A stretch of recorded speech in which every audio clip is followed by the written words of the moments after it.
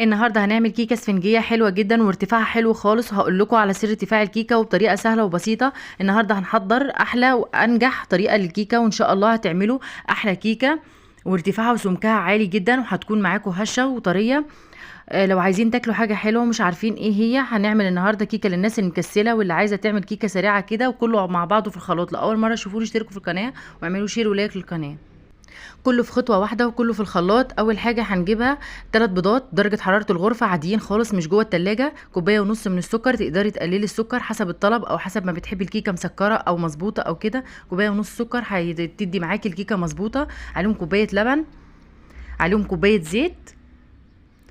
انتي تقدري تستغني عن السكر برضو، تقللي شويه تكتري زي ما تحبي السكر ده حسب الطلب وحسب ما انتي بتحبي زياده مظبوط اقل براحتك. كيس فروتي يبقى 3 بيضات، كوبايه ونص من السكر، كوبايه لبن، كوبايه زيت.